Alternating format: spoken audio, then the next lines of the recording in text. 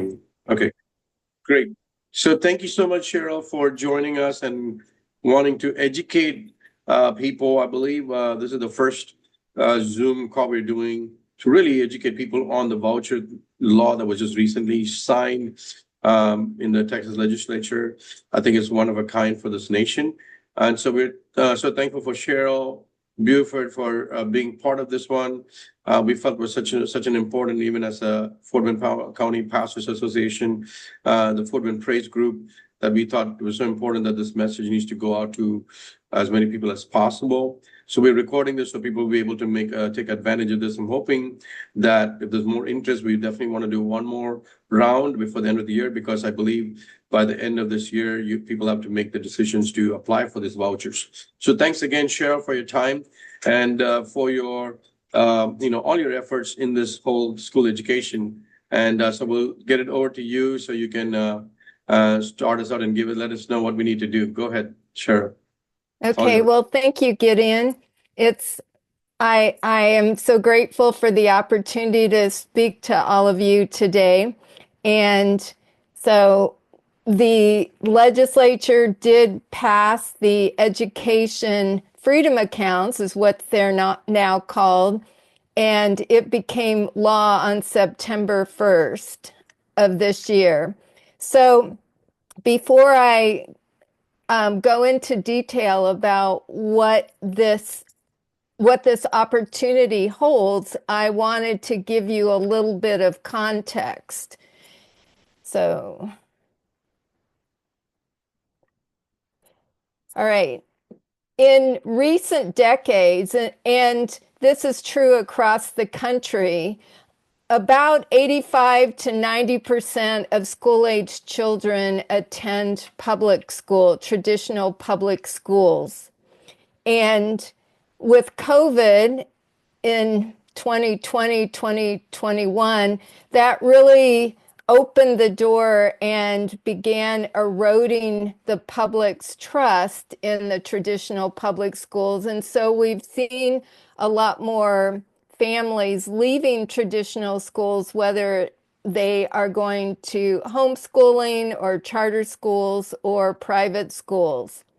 So I live in Fort Bend County, and what we know is going on here in Fort Bend County is that out of 80,000 students in the last school year, 24-25, almost 10,000 students transferred out that would have been attending the public school.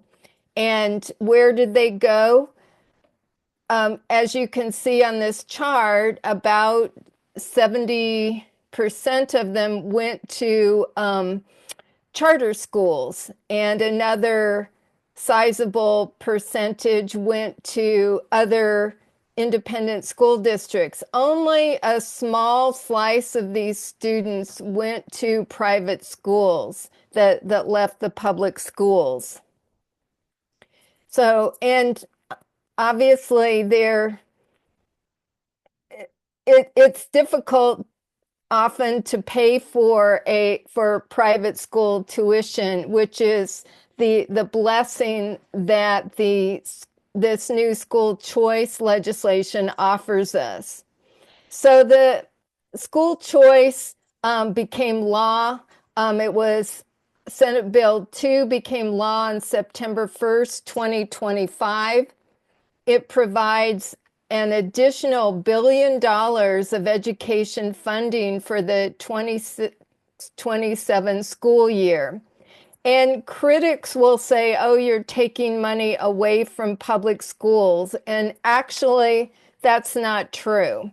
This stream of money, this $1 billion, is a separate stream of income revenue that the state passed. So it didn't take money away from public schools. In fact, in the last legislative session, the legislature increased public school funding by $8.5 billion. But what's different about the funding in this, now they're called Texas Education Freedom Accounts, is that this money goes directly to the parents. It's held in a digital account. It's not that you get a check in the mail.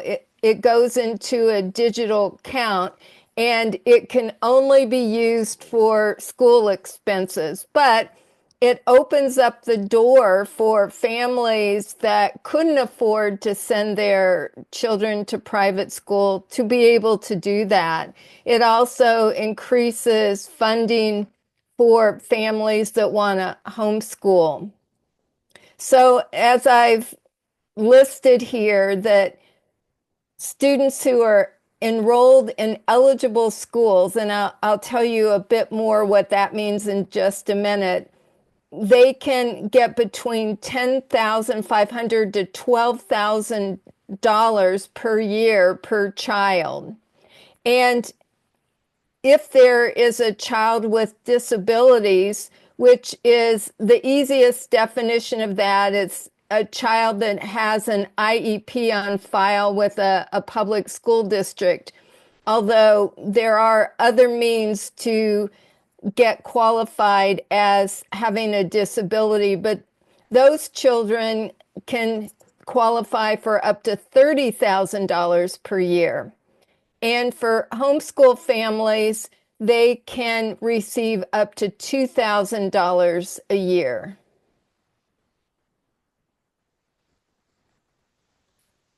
So then the question is, who is eligible to participate? Because remember, the funding goes directly to the parents on behalf of qualifying children.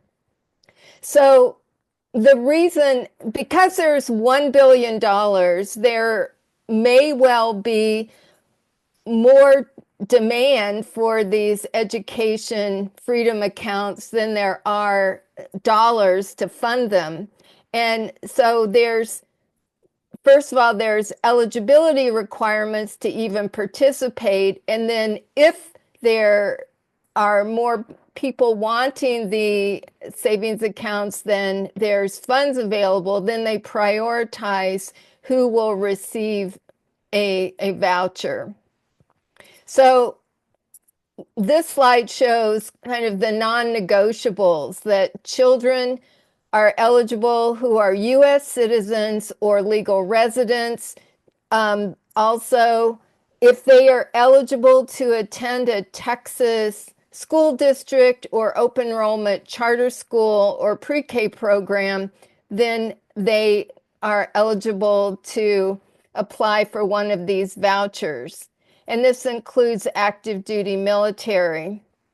And priority is given to children with disabilities and those from low-income families, which I'll show you in the next slide.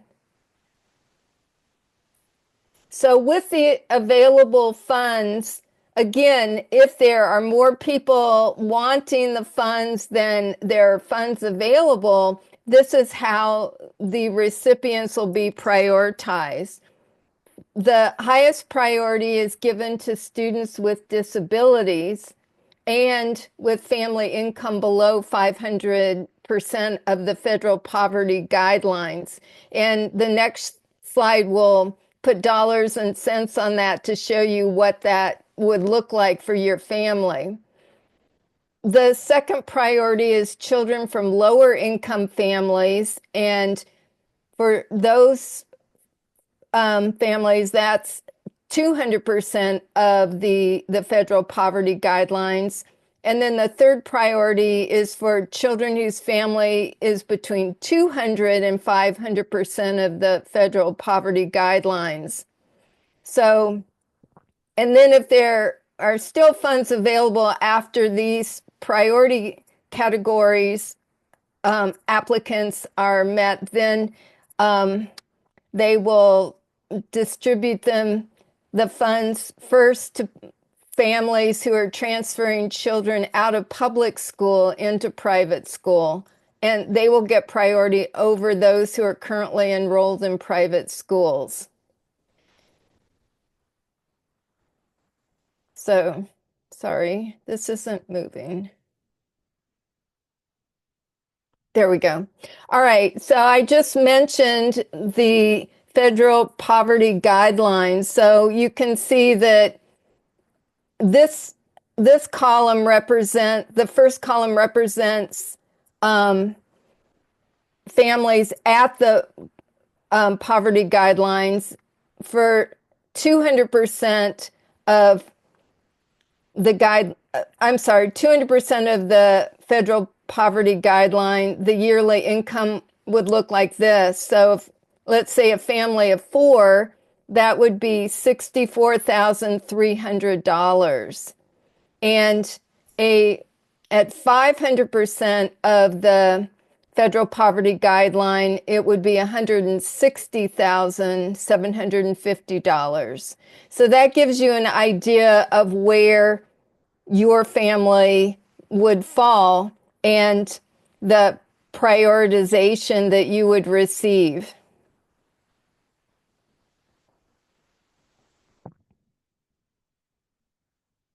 All right, I'm having trouble with that going forward. Okay, so what educational expenses are covered? And I'm showing that here, the tuition and fees, education therapies, instructional materials, uniforms and technology, tutoring and academic assessment, transportation to an approved vendor. And that is a critical word there, approved vendor, because you can't ask your aunt or uncle to do tutoring and we'll talk more about what that means. And meals provided during the school day. All of these are eligible expenses that you can use the Education Freedom Account for.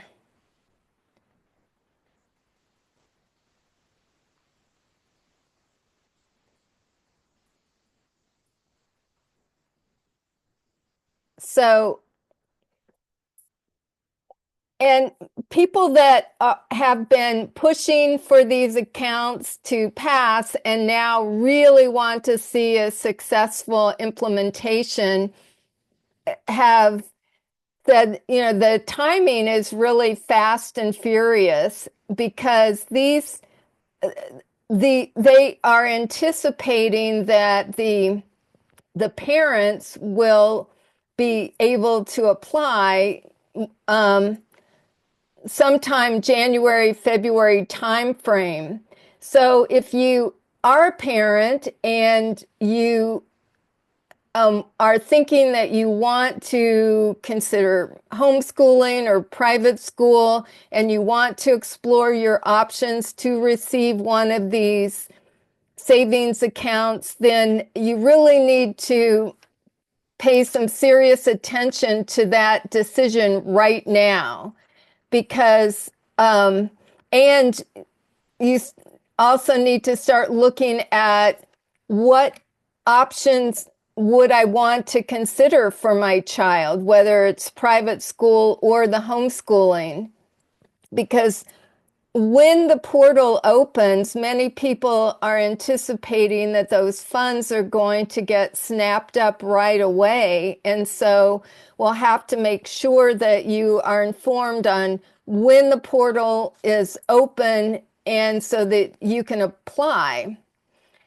Now, if you are considering private school for your child, you need to be looking at that separately. So you would make two applications. One would be for the education savings account or voucher, but you have to apply to the school of your choice separately. So you can't just apply for the voucher and not apply to the school.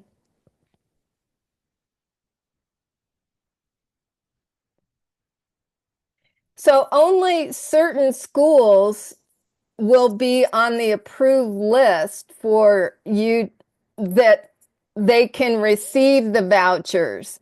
And so the schools have to be accredited by the state. TEPSAC is the accrediting service that is recognized by the state. TEA stands for Texas Education Association. And so the schools have to be accredited. They have to annually administer a nationally normed referenced assessment test, which is equivalent to the STAR test that if you have children in public school, you know they take the STAR test every year. A private school does not, underscore not, have to administer the STAR test, but they do have to administer some kind of nationally recognized assessment to show that children are learning in the school. And that's for accountability purposes. And a third requirement for schools to be eligible to participate is they have to have been continuously operating for 2 years prior to receiving the education savings account. And the schools have to allow state auditors to review their financial records. So, and what interested schools need to know or do, the immediate action is determine whether your school meets the eligibility requirements and address any deficiencies if possible. Now, there's a lot of interest in my circles about groups wanting to start schools, which is great. I am very hopeful that this legislation is a catalyst where there's a lot more energy around having high quality options for children. However, from what you saw in the previous slide, this round of school choice funding will only be for schools who have been operating for 2 years. So the second immediate action that school operators should take is to stay informed and apply to become an eligible provider when the school portal opens, and that should be any time now, actually. And then the third thing that interested schools should consider is to start building their capacity for future opportunities. So again, I'm very hopeful that even schools that aren't ready to accept the vouchers and become approved this year, that they will be ready next year or the year after that, so that we increase the supply of high quality options for Texas children.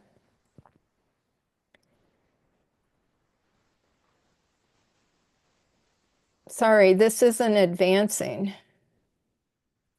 There we go. All right, now, this is where my heart is. What role should faith leaders play? And we obviously, faith leaders and parents have a responsibility to raise and nurture children in the Lord. And so we really, really, really need to be praying for wisdom and for our children's well-being. Secondly, we need to stay informed as to what the options are, how we can be more involved in our children's lives. And third, discuss options and support families.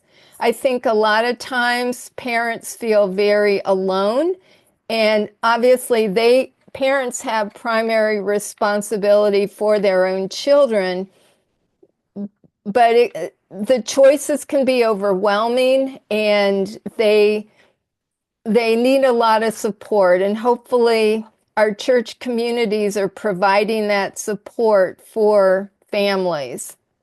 So some of the ideas that I thought about that would be helpful to families if your church isn't already doing this is maybe allowing homeschool families to use your church facilities during the week. You can also encourage your parishioners to become vendors of educational services like tutoring. And third, you might consider starting or enhancing an existing church-based school. And I know that you all are very creative and smart, and that the Lord will guide you into a lot of other options that I haven't thought about.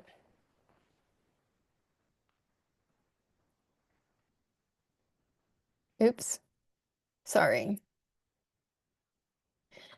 So the most important thing that I think you can leave today with is knowing where to get resources.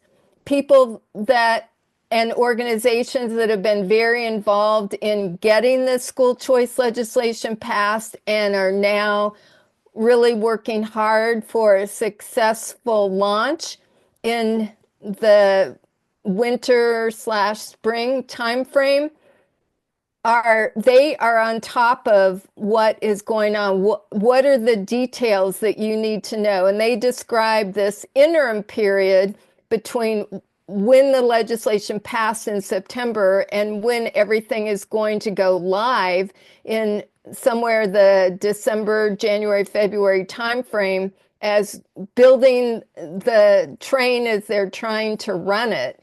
So there's a lot of details that are in flux right now. So in order for you to stay on top of that, the best source of information is directly from the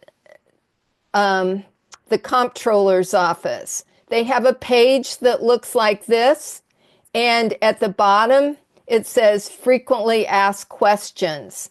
So let me go over to that part of the page. All right, here's the URL for the comptroller's page where you can get the most up-to-date information. And you can even get specific newsletters or outreach lists depending on who you are. Are you a service provider or vendor? Are you a parent? Are you a private school? Are you a public or a charter school? And these are the various groups that they have information targeted to specifically. So that is the primary source of the most up-to-date information. There are also some groups here in Texas that have again been very involved in helping to get the legislation passed and now are also working with their constituencies for a successful launch. And one of these groups, for all the homeschool families out there, if you don't already know about it, the Texas Homeschool Coalition, you can just Google them and their website will pop up. And they have great information. They have their own e-news that they publish, so they are staying on top of all the latest developments as well. If you run a private school or want to start a school, there is a Texas Private Schools Association. And there is also a group which is useful both for schools and for parents called Families Empowered. And this organization focuses on helping parents make good decisions on behalf of their children and to examine the options that are available to them. So I recommended that to a local school that has just been operating a couple of years, and they're trying to increase enrollment to contact Families Empowered so that Families empowered knows about this new school. And so when a family comes to them, they can refer them. So it's a good source of networking. So it's a resource for schools to increase their networking. It's also a resource for parents as they are choosing schools among a lot of different options. So I am hopeful that the this new school choice legislation is just the first of many options to increase revenue sources so that schools can expand, but also more children are served. And right now we have privately funded scholarships called ACE scholarships. And I know that they make contributions of about $1,000, and it's primarily focused on children from lower income families. And coming online for the 27-28 school year, we will have the federal tax credits as well, which will also provide resources. Because certainly if you're considering starting or expanding a school, or as a parent, if you're considering sending your child to a private school, how are we going to pay for it? How are schools going to operate? What is their business model? And then how are parents going to be able to afford the tuition? And these are two additional resources that will help the bottom line of schools, but also provide resources for needy families.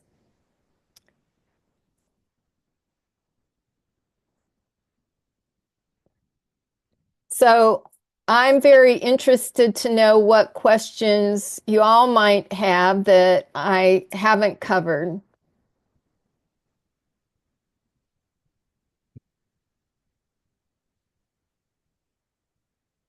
Hi, Cheryl.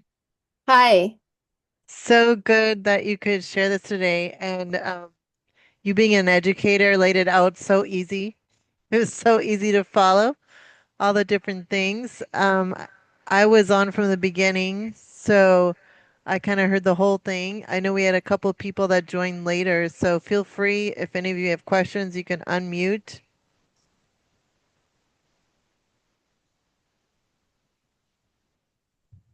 But this was a great presentation. It really lays out everything so easily that people can kind of quickly see, okay, whether or not I might, fit into some of these options.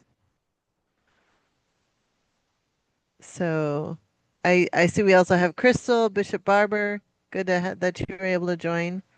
Um, Mr. Honori, I'm not sure how to pronounce your name, but glad you could join today. Anyone else have questions, or you can put it in the chat or unmute? One question I thought of, because I know we'll be sharing this with some parents we know that are homeschooling. So, in terms of those homeschool eligibility, that would be purely based on income then? Well, yes and no. It Okay. depends on how many people apply for the funding. So those caps are only if more families apply than there are dollars available.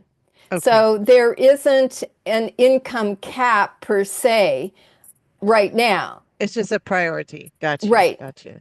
And then if they are eligible and if they receive the funds, then for homeschooling, how could those be used? Because obviously they don't have tuition. Um, where would So, mhm. right. Well, they can be used for books. And you're right. And they wouldn't have uniforms either if they're homeschooling, but they can be used for for books, if there are individual classes that they are taking, there may be a cost involved with that. There, if they hire a tutor, Hmm. then they can pay for the tutor. Although the it's not just any old tutor, the tutors have to be certified teachers or former teachers at the very least. Okay. So, Okay. Okay. So anyway, if they sign up on some of those links, they could probably get more detailed answers as well. But I do right, know that curriculum and books is definitely one big expense for homeschoolers. right. Hmm. And there's some limitations, I think, on computers. That's another expense for homeschool families. Hmm. So, but that is allowed as well. Hmm. So there's a Okay. variety of expenses that are covered. Hmm. Okay. Good. And then any other questions? I think we just have Bishop Barber had to depart, but any other questions before we close? Oh, yes, there's a question coming in. Uh, okay, so the other person on the call is saying he's very interested to learn more. He's not able to unmute and ask his questions right now. So is there any way that um we could do a follow-up, and are you available by email or anything? Sure. Okay, super. So, um, the final slide in the slide deck, maybe I should share my screen again, is We can see it. Mhm. okay, you can see it, is my contact information. So, my cell phone and my email. And I'm happy to answer questions. More likely, for really detailed questions, I will refer people to the experts, like the Texas Homeschool Association. Okay, but great. That'd be great to have you just as a first point of contact, you know? Right. That's great. Okay. Oh my goodness. Thank you so much, Cheryl. This is amazing. Just so helpful. And we had several people that were aware of the call that could not join today. You know, some of them are at schools and they're teaching. Right. So they do double duty, these private schools, assistant principal and teaching and everything else, right? So, but we did record this, and so with some of those people who requested it, we'll be sharing that as well. And thank you so much for taking the time to just put this together and being available for the people that are really wanting to take advantage and learn more. So, thank just for, giving of your time. Such a Oh, blessing. well, it's my pleasure. And I hope that this is a catalyst for a lot of energy around school choice and being more intentional about the options for children so that it may well be that the best option for a particular child is in the traditional public school. And that's fine as long as parents and church communities are intentional about how children are being raised and what they're learning. And now that there are more options, it also may well be the case that homeschooling or private school is a better option. And now parents have more options in terms of having increased resources to make that possible. Schools have resources that they can count on that help their business models. And so I'm hoping that this is just the beginning, that this is a catalyst for a lot of creativity in educating Texas children. Yes, I agree. So, thanks again, Cheryl. Well, And thanks. you're very welcome. Thanks everyone for joining. Everyone have a blessed afternoon. Yes, definitely. Okay. Bye. Bye-bye.